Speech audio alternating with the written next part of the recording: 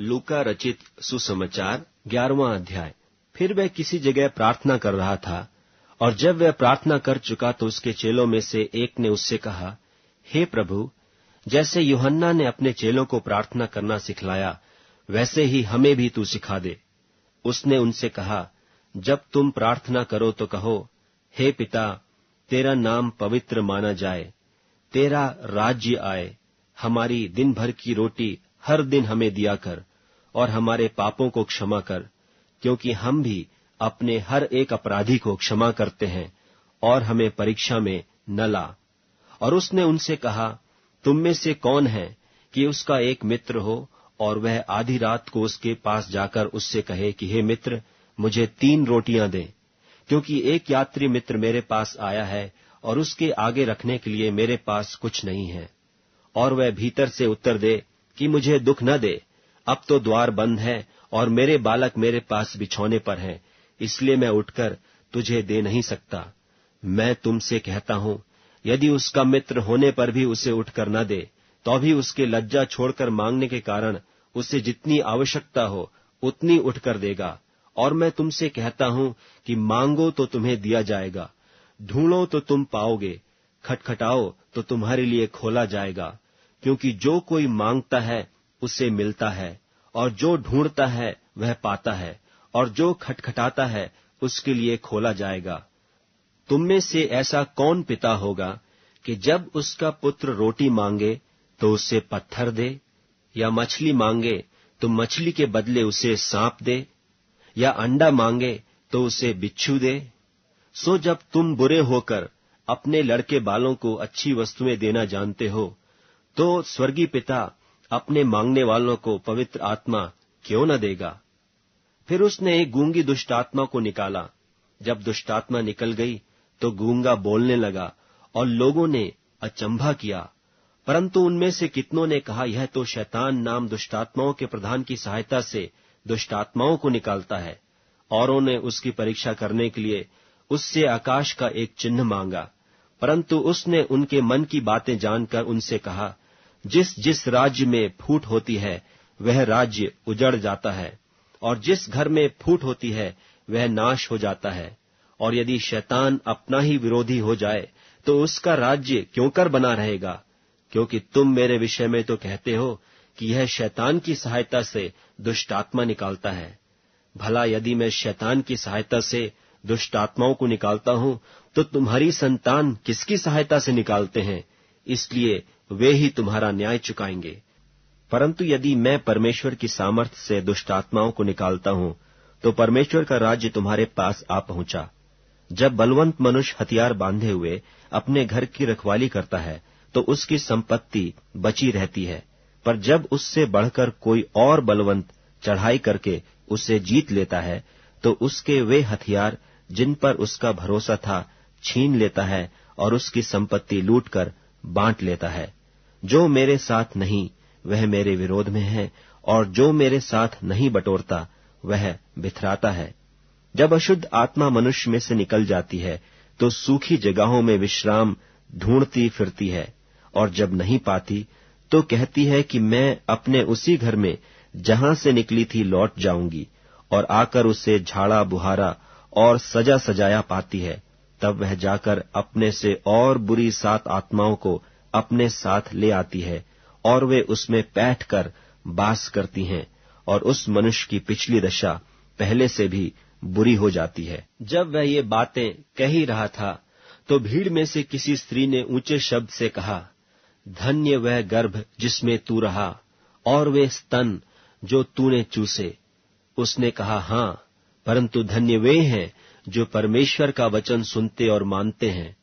जब बड़ी भीड़ इकट्ठी होती जाती थी, तो वह कहने लगा कि इस युग के लोग बुरे हैं, वे चिन्ह ढूंढते हैं, पर यूनुस के चिन्ह को छोड़ कोई और चिन्ह उन्हें न दिया जाएगा। जैसा यूनुस नीनवे के लोगों के लिए चिन्ह ठहरा, वैसे ही मनुष्य का पुत्र भी इस युग के लोगों के लिए ठहरेगा। दक्षिण की रानी न्याय के दिन इस समय के मनुष्यों के साथ उठकर उन्हें दोषी ठहराएगी, क्योंकि वह सुलेमान का ज्ञान सुनने को पृथ्वी की छोर से आई, और देखो, यहाँ वह है जो सुलेमान से भी बड़ा है। नीनवे के लोग न्याय के दिन इस समय के लोगों के साथ खड़े होकर उन्हें दोषी ठहराएंगे, क्योंकि उन्होंने यूनुस का प्रचार सुनकर मन फिराया, और देखो, यहाँ वह है जो यूनुस से भी बड़ा है। कोई मनुष्य दिया बार के तलघरे में या पैमाने के नीचे नहीं रखता, परंतु दीवट पर रखता है कि भीतर आने वाले उजियाला पाएं। तेरे शरीर का दिया तेरी आंख है, इसलिए जब तेरी आंख निर्मल है तो तेरा सारा शरीर भी उजियाला है, परंतु जब वह बुरी है तो तेरा शरीर भी अंधेरा है। इसलिए चौकस रहना कि जो उजियाला तुझ में है वह अंधेरा न हो जाए। इसलिए यदि तेरा सारा शरीर उजियाला हो और उसका कोई भाग अंधेरा न रहे, तो सब का सब ऐसा उजियाला होगा जैसा उस समय होता है जब दिया अपनी चमक से तुझे उजाला देता है। जब वह बातें कर रहा था तो किसी फरीसी ने उससे विनती की कि मेरे यहां भोजन कर, और वह भीतर जाकर भोजन करने बैठा। फरीसी ने यह देखकर अचंभा किया कि उसने भोजन करने से पहले स्नान नहीं किया। प्रभु ने उससे कहा, हे फरीसियों, तुम कटोरे और थाली को ऊपर ऊपर तो मांजते हो, परंतु तुम्हारे भीतर अंधेर और दुष्टता भरी है। हे निर्बुद्धियों, जिसने बाहर का भाग बनाया, क्या उसने भीतर का भाग नहीं बनाया? परंतु हाँ, भीतर वाली वस्तुओं को दान कर दो, तो देखो, सब कुछ तुम्हारे लिए शुद्ध हो जाएगा। पर हे फरीसियों, तुम पर हाय, तुम पुदीने और सुदाब का और सब भांति के साग पात का 10वां अंश देते हो, परंतु न्याय को और परमेश्वर के प्रेम को टाल देते हो। चाहिए तो था कि इन्हें भी करते रहते और उन्हें भी न छोड़ते। हे फरीसियों, तुम पर हाय, तुम आराधनालयों में मुख्य मुख्य आसन और बाजारों में नमस्कार चाहते हो। हाय तुम पर, क्योंकि तुम उन छिपी कब्रों के समान हो जिन पर लोग चलते हैं परंतु नहीं जानते। तब एक व्यवस्थापक ने उसको उत्तर दिया कि हे गुरु, इन बातों के कहने से तू हमारी निंदा करता है। उसने कहा, हे व्यवस्थापकों, तुम पर भी हाय, तुम ऐसे बोझ जिनको उठाना कठिन है मनुष्यों पर लादते हो, परंतु तुम आप उन बोझों को अपनी एक उंगली से भी नहीं छूते। हाय तुम पर, तुम उन भविष्यद्वक्ताओं की कब्रें बनाते हो जिन्हें तुम्हारे ही बाप दादों ने मार डाला था।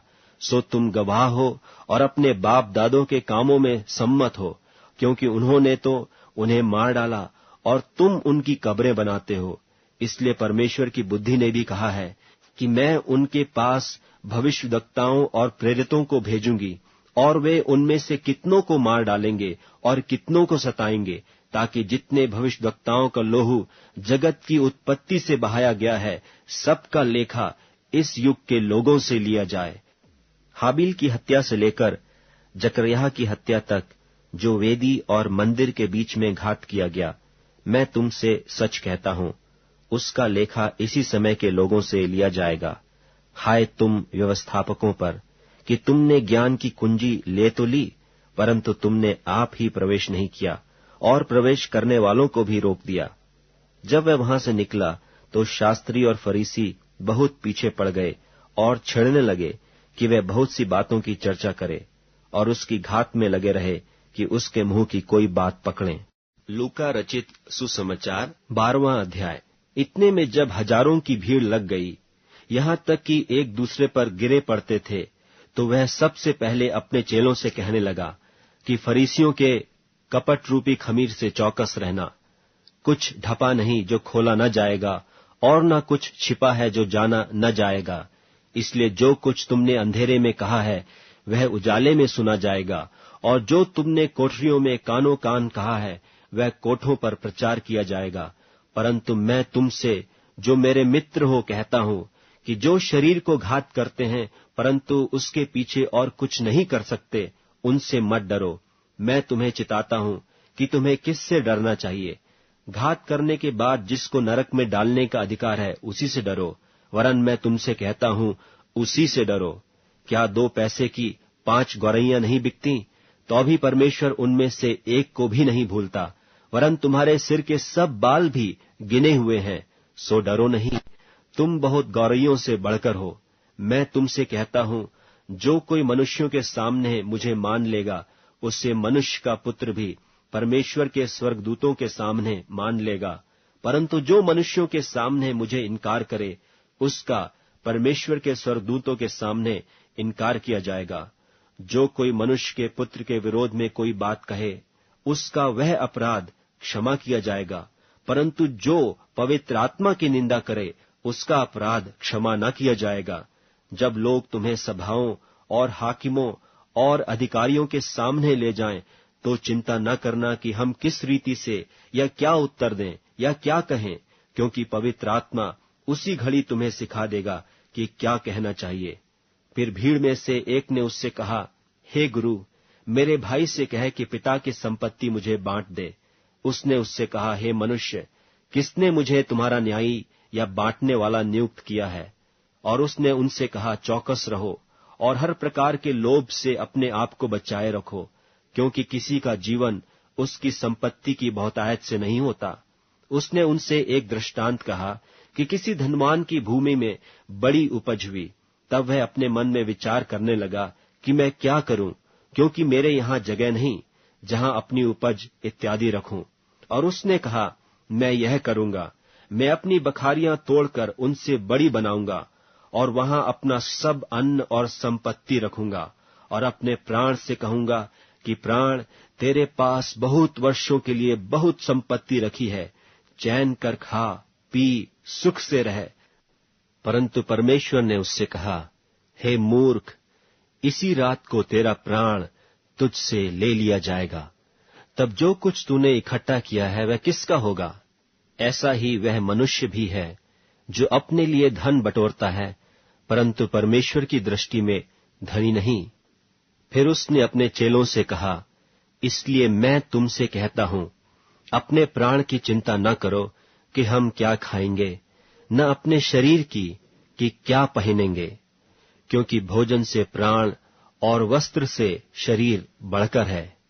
कौवों पर ध्यान दो, वे न बोते हैं न काटते, न उनके भंडार और न खत्ता होता है, तो भी परमेश्वर उन्हें पालता है।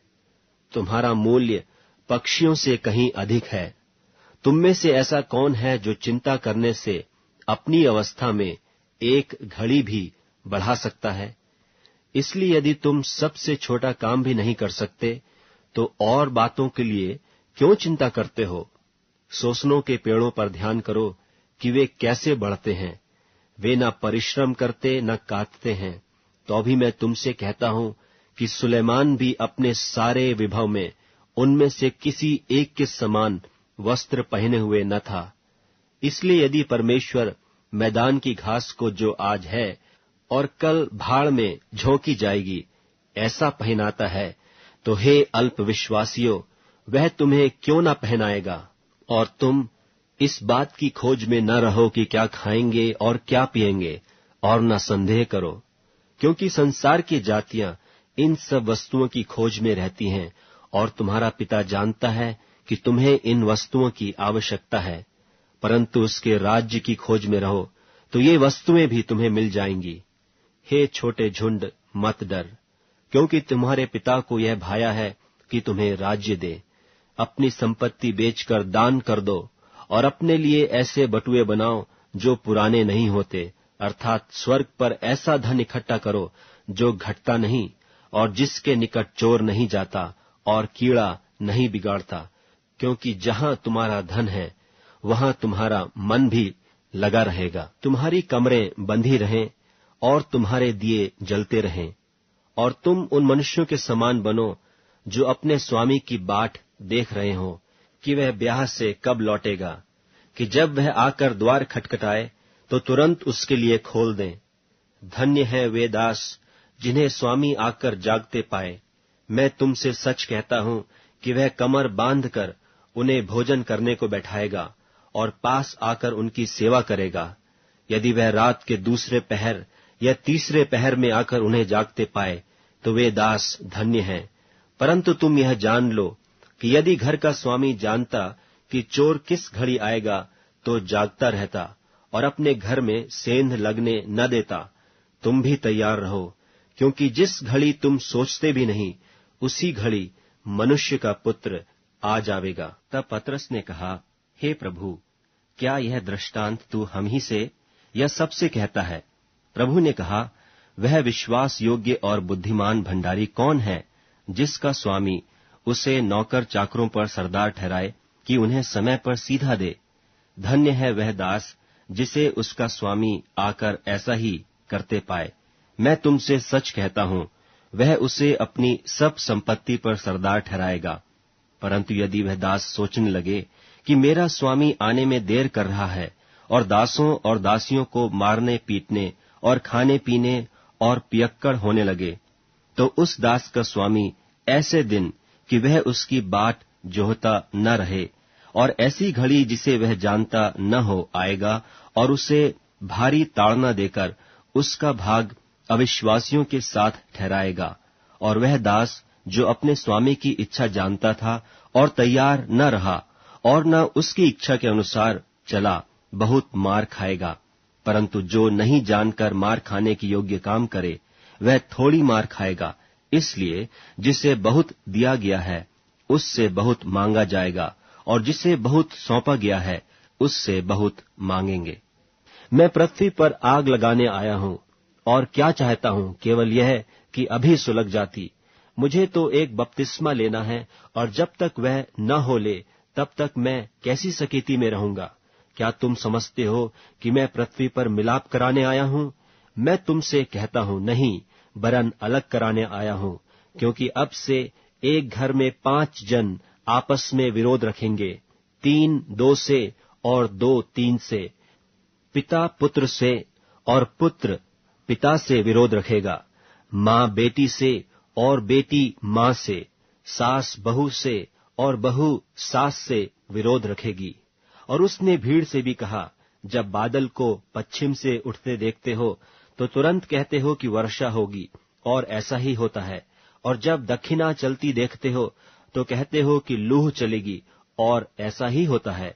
हे कपटियों, तुम धरती और आकाश के रूप में भेद कर सकते हो, परंतु इस युग के विषय में क्यों भेद करना नहीं जानते? और तुम आप ही निर्णय क्यों नहीं कर लेते कि उचित क्या है? जब तू अपने मुद्दई के साथ हाकिम के पास जा रहा है, तो मार्ग ही में उससे छूटने का यत्न कर ले। ऐसा न हो कि वह तुझे न्यायी के पास खींच ले जाए, और न्यायी तुझे प्यादे को सौंपे, और प्यादा तुझे बंदी गृह में डाल दे। मैं तुमसे कहता हूं कि जब तक तू दमड़ी दमड़ी भर न देगा, तब तक वहां से छूटने न पाएगा। लूका रचित सुसमाचार 13वां अध्याय। उस समय कुछ लोग आ पहुंचे और उससे उन गलीलियों की चर्चा करने लगे जिनका लोहू पिलातुस ने उन्हीं के बलिदानों के साथ मिलाया था। यह सुन उसने उनसे उत्तर में यह कहा, क्या तुम समझते हो कि ये गलीली और सब गलीलियों से पापी थे कि उन पर ऐसी विपत्ति पड़ी? मैं तुमसे कहता हूं कि नहीं। परंतु यदि तुम मन न फिराओगे तो तुम सब भी इसी रीति से नाश होगे। या क्या तुम समझते हो कि वे 18 जन जिन पर शीलोह का गुम्मट गिरा और वे दबकर मर गए, यरूशलेम के और सब रहने वालों से अधिक अपराधी थे? मैं तुमसे कहता हूं कि नहीं। परंतु यदि तुम मन न फिराओगे तो तुम भी सब इसी रीति से नाश होगे। फिर उसने यह दृष्टांत भी कहा कि किसी की अंगूर की बारी में एक अंजीर का पेड़ लगा हुआ था। वह उसमें फल ढूंढने आया, परंतु न पाया। तब उसने बारी के रखवाले से कहा, देख, 3 वर्ष से मैं इस अंजीर के पेड़ में फल ढूंढने आता हूं, परंतु नहीं पाता। इसे काट डाल कि यह भूमि को भी क्यों रोके रहे। उसने उसको उत्तर दिया कि हे स्वामी, इसे इस वर्ष तो और रहने दे कि मैं इसके चारों ओर खोदकर खाद डालूं, सो आगे को फले तो भला, नहीं तो उसे काट डालना। सब्त के दिन वह एक आराधनालय में उपदेश कर रहा था, और देखो, एक स्त्री थी जिसे 18 वर्ष से एक दुर्बल करने वाली दुष्टात्मा लगी थी, और वह कुबड़ी हो गई थी और किसी रीति से सीधी नहीं हो सकती थी। यीशु ने उसे देखकर बुलाया और कहा, हे नारी, तू अपनी दुर्बलता से छूट गई। तब उसने उस पर हाथ रखे और वह तुरंत सीधी हो गई और परमेश्वर की बड़ाई करने लगी। इसलिए कि यीशु ने सब्त के दिन उसे अच्छा किया था, आराधनालय का सरदार रिसियाकर लोगों से कहने लगा, 6 दिन हैं जिनमें काम करना चाहिए, सो उन्हीं दिनों में आकर चंगे हो, परंतु सब्त के दिन में नहीं। यह सुनकर प्रभु ने उत्तर देकर कहा, हे कपटियों, क्या सब्त के दिन तुम में से हर एक अपने बैल या गधे को थान से खोलकर पानी पिलाने नहीं ले जाता?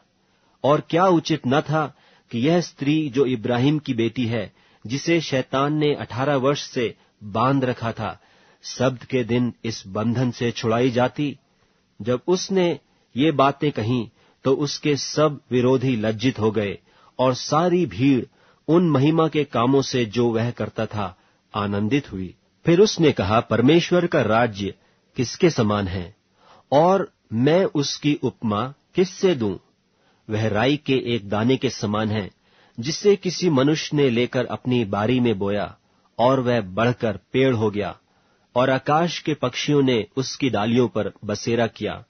उसने फिर कहा, मैं परमेश्वर के राज्य की उपमा किससे दूं? वह खमीर के समान है, जिसको किसी स्त्री ने लेकर 3 पसेरी आटे में मिलाया, और होते होते सब आटा खमीर हो गया। वह नगर नगर और गांव गांव होकर उपदेश करता हुआ यरूशलेम की ओर जा रहा था, और किसी ने उससे पूछा, हे प्रभु, क्या उद्धार पाने वाले थोड़े हैं? उसने उनसे कहा, सकेत द्वार से प्रवेश करने का यत्न करो, क्योंकि मैं तुमसे कहता हूं कि बहुतेरे प्रवेश करना चाहेंगे और न कर सकेंगे। जब घर का स्वामी उठकर द्वार बंद कर चुका हो, और तुम बाहर खड़े हुए द्वार खटखटाकर कहने लगो, हे प्रभु, हमारे लिए खोल दे, और वह उत्तर दे कि मैं तुम्हें नहीं जानता, तुम कहाँ के हो? तब तुम कहने लगोगे कि हमने तेरे सामने खाया पिया, और तूने हमारे बाजारों में उपदेश किया।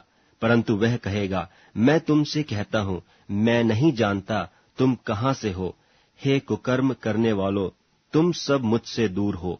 वहां रोना और दांत पीसना होगा, जब तुम इब्राहिम और इसहाक और याकूब और सब भविष्यद्वक्ताओं को परमेश्वर के राज में बैठे और अपने आप को बाहर निकाले हुए देखोगे, और पूर्व और पश्चिम, उत्तर और दक्षिण से लोग आकर परमेश्वर के राज के भोज में भागी होंगे।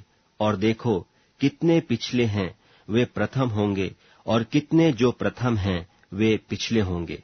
उसी घड़ी कितने फरीसियों ने आकर उससे कहा, यहां से निकलकर चला जा, क्योंकि हेरोदेस तुझे मार डालना चाहता है। उसने उनसे कहा, जाकर उस लोमड़ी से कह दो कि देख, मैं आज और कल दुष्टात्माओं को निकालता और बीमारों को चंगा करता हूं, और तीसरे दिन पूरा करूंगा। तो भी मुझे आज और कल और परसों चलना अवश्य है, क्योंकि हो नहीं सकता कि कोई भविष्यद्वक्ता यरूशलेम के बाहर मारा जाए। हे यरूशलेम, हे यरूशलेम, तू जो भविष्यद्वक्ताओं को मार डालती है, और जो तेरे पास भेजे गए उन्हें पत्थरवाह करती है। कितनी ही बार मैंने यह चाहा कि जैसे मुर्गी अपने बच्चों को अपने पंखों के नीचे इकट्ठे करती है, वैसे ही मैं भी तेरे बालकों को इकट्ठे करूं, पर तुमने यह न चाहा। देखो, तुम्हारा घर तुम्हारे लिए उजाड़ छोड़ा जाता है, और मैं तुमसे कहता हूं, जब तक तुम न कहोगे कि धन्य है वह जो प्रभु के नाम से आता है, तब तक तुम मुझे फिर कभी न देखोगे। लूका रचित सुसमाचार 14वां अध्याय। फिर वह सब्त के दिन फरीसियों के सरदारों में से किसी के घर में रोटी खाने गया, और वे उसकी घात में थे। और देखो, एक मनुष्य उसके सामने था, जिसे जलंधर का रोग था। इस पर यीशु ने व्यवस्थापकों और फरीसियों से कहा, क्या सब्त के दिन अच्छा करना उचित है कि नहीं? परंतु वे चुपचाप रहे। तब उसने उसे हाथ लगाकर चंगा किया और जाने दिया, और उनसे कहा कि तुम में से ऐसा कौन है जिसका गदहा या बैल कुएं में गिर जाए, और वह सब्त के दिन उसे तुरंत बाहर न निकाल ले? वे इन बातों का कुछ उत्तर न दे सके। जब उसने देखा कि नेवताहारी लोग क्योंकर मुख्य मुख्य जगहें चुन लेते हैं, तो एक दृष्टांत देकर उनसे कहा, जब कोई तुझे ब्याह में बुलाए तो मुख्य जगह में न बैठना, कहीं ऐसा न हो कि उसने तुझसे भी किसी बड़े को नेवता दिया हो, और जिसने तुझे और उसे दोनों को नेवता दिया है आकर तुझसे कहे कि इसको जगह दे, और तब तुझे लज्जित होकर सबसे नीची जगह में बैठना पड़े, पर जब तू बुलाया जाए तो सबसे नीची जगह जा बैठ, कि जब वह जिसने तुझे नेवता दिया है आए तो तुझसे कहे कि हे मित्र, आगे बढ़कर बैठ।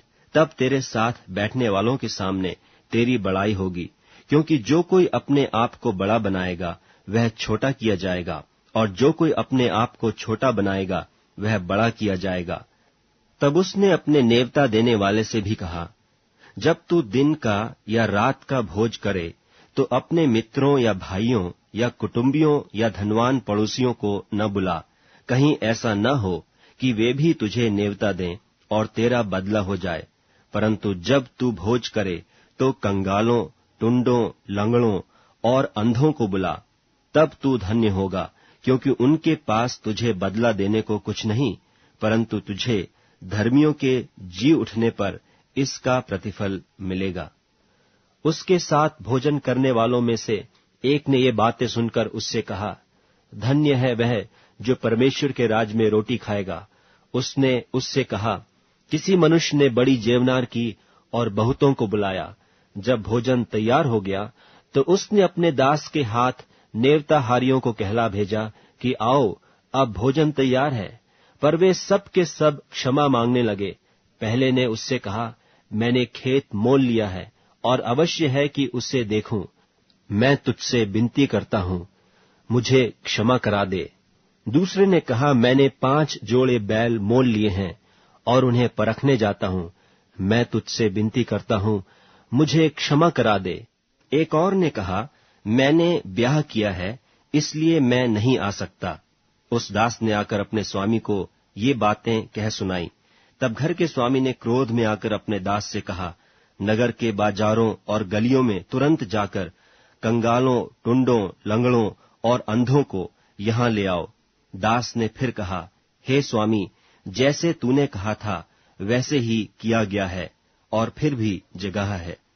स्वामी ने दास से कहा, सड़कों पर और बाड़ों की ओर जाकर लोगों को बरबस ले ही आ, ताकि मेरा घर भर जाए, क्योंकि मैं तुमसे कहता हूं कि उन नेवते हुओं में से कोई मेरी जेवनार को न चखेगा। और जब बड़ी भीड़ उसके साथ जा रही थी तो उसने पीछे फिरकर उनसे कहा, यदि कोई मेरे पास आए और अपने पिता और माता और पत्नी और लड़के बालों और भाइयों और बहनों वरन अपने प्राण को भी अप्रिय न जाने, तो वह मेरा चेला नहीं हो सकता। और जो कोई अपना क्रूस न उठाए और मेरे पीछे न आए, वह भी मेरा चेला नहीं हो सकता। तुम में से कौन है कि गढ़ बनाना चाहता हो और पहले बैठकर खर्च न जोड़े कि पूरा करने की विसात मेरे पास है कि नहीं? कहीं ऐसा न हो कि जब नेव डालकर तैयार न कर सके तो सब देखने वाले यह कहकर उसे ठट्ठों में उड़ाने लगें कि यह मनुष्य बनाने तो लगा पर तैयार न कर सका। या कौन ऐसा राजा है कि दूसरे राजा से युद्ध करने जाता हो और पहले बैठकर विचार न कर ले कि जो 20,000 लेकर मुझ पर चढ़ा आता है, क्या मैं 10,000 लेकर उसका सामना कर सकता हूं कि नहीं? नहीं तो उसके दूर रहते ही वह दूतों को भेजकर मिलाप करना चाहेगा। इसी रीति से तुम में से जो कोई अपना सब कुछ त्याग न दे, तो वह मेरा चेला नहीं हो सकता। नमक तो अच्छा है, परंतु यदि नमक का स्वाद बिगड़ जाए तो वह किस वस्तु से स्वादिष्ट किया जाएगा? वह न तो भूमि के और न खाद के लिए काम में आता है। उसे तो लोग बाहर फेंक देते हैं। जिसके सुनने के कान हो वह सुन ले। लूका रचित सुसमाचार 15वां अध्याय। सब चुंगी लेने वाले और पापी उसके पास आया करते थे ताकि उसकी सुने। और फरीसी और शास्त्री कुड़कुड़ाकर कहने लगे कि यह तो पापियों से मिलता है और उनके साथ खाता भी है। तब उसने उनसे यह दृष्टांत कहा, तुम में से कौन है जिसकी 100 भेड़ें हों और उनमें से एक खो जाए, तो 99 को जंगल में छोड़कर उस खोई हुई को जब तक मिल न जाए खोजता न रहे? और जब मिल जाती है तब वह बड़े आनंद से उसे कांधे पर उठा लेता है और घर में आकर मित्रों और पड़ोसियों को इकट्ठे करके कहता है, मेरे साथ आनंद करो, क्योंकि मेरी खोई हुई भेड़ मिल गई है। या कौन ऐसी स्त्री होगी जिसके पास 10 सिक्के हों और उनमें से एक खो जाए, तो वह दिया बार कर और घर झाड़ बुहार कर जब तक मिल न जाए जी लगाकर खोजती न रहे। और जब मिल जाता है तो वह अपने सखियों और पड़ोसिनियों को इकट्ठी करके कहती है कि मेरे साथ आनंद करो, क्योंकि मेरा खोया हुआ सिक्का मिल गया है। मैं तुमसे कहता हूं कि इसी रीति से एक मन फिराने वाले पापी के विषय में परमेश्वर के स्वर्गदूतों के सामने आनंद होता है। फिर उसने कहा, किसी मनुष्य के 2 पुत्र थे। उनमें से छुटके ने पिता से कहा कि हे पिता, संपत्ति में से जो भाग मेरा हो वह मुझे दे दीजिए। उसने उनको अपनी संपत्ति बांट दी। और बहुत दिन न बीते थे कि छुटका पुत्र सब कुछ इकट्ठा करके एक दूर देश को चला गया और वहां कुकर्म में अपनी संपत्ति उड़ा दी। जब वह सब कुछ खर्च कर चुका तो उस देश में बड़ा अकाल पड़ा और वह कंगाल हो गया। और वह उस देश के निवासियों में से एक के यहां जा पड़ा। उसने उसे अपने खेतों में सुअर चराने के लिए भेजा, और वह चाहता था कि उन फलियों से जिन्हें सुअर खाते थे अपना पेट भरे, और उसे कोई कुछ नहीं देता था। जब वह अपने आपे में आया तब कहने लगा कि मेरे पिता के कितने ही मजदूरों को भोजन से अधिक रोटी मिलती है और मैं यहां भूखा मर रहा हूं। मैं अब उठकर अपने पिता के पास जाऊंगा और उससे कहूंगा कि पिताजी, मैंने स्वर्ग के विरोध में और तेरी दृष्टि में पाप किया है। अब इस योग्य नहीं रहा कि तेरा पुत्र कहलाऊं। मुझे अपने एक मजदूर की नाई रख ले। तब वह उठकर अपने पिता के पास चला। वह अभी दूर ही था कि उसके पिता ने उसे देखकर तरस खाया और दौड़कर उसे गले लगाया और बहुत चूमा। पुत्र ने उससे कहा, पिताजी, मैंने स्वर्ग के विरोध में और तेरी दृष्टि में पाप किया है और अब इस योग्य नहीं रहा कि तेरा पुत्र कहलाऊं। परंतु पिता ने अपने दासों से कहा, झट अच्छे से अच्छा वस्त्र निकालकर उसे पहनाओ और उसके हाथ में अंगूठी और पांव में जूतियां पहनाओ और पला हुआ बछड़ा लाकर मारो, ताकि हम खाएं और आनंद मनावें। क्योंकि मेरा यह पुत्र मर गया था, फिर जी गया है, खो गया था, अब मिल गया है। और वे आनंद करने लगे। परंतु उसका जेठा पुत्र खेत में था, और जब वह आते हुए घर के निकट पहुंचा तो उसने गाने बजाने और नाचने का शब्द सुना। और उसने एक दास को बुलाकर पूछा, यह क्या हो रहा है? उसने उससे कहा, तेरा भाई आया है और तेरे पिता ने पला हुआ बछड़ा कटवाया है, इसलिए कि उसे भला चंगा पाया है। यह सुनकर वह क्रोध से भर गया और भीतर जाना न चाहा। परंतु उसका पिता बाहर आकर उसे मनाने लगा। उसने पिता को उत्तर दिया कि देख, मैं इतने वर्ष से तेरी सेवा कर रहा हूं और कभी भी तेरी आज्ञा नहीं टाली, तो भी तूने मुझे कभी एक बकरी का बच्चा भी न दिया कि मैं अपने मित्रों के साथ आनंद करता। परंतु जब तेरा यह पुत्र, जिसने तेरी संपत्ति वेश्याओं में उड़ा दी है, आया, तो उसके लिए तूने पला हुआ बछड़ा कटवाया। उसने उससे कहा, पुत्र, तू सर्वदा मेरे साथ है और जो कुछ मेरा है वह सब तेरा ही है।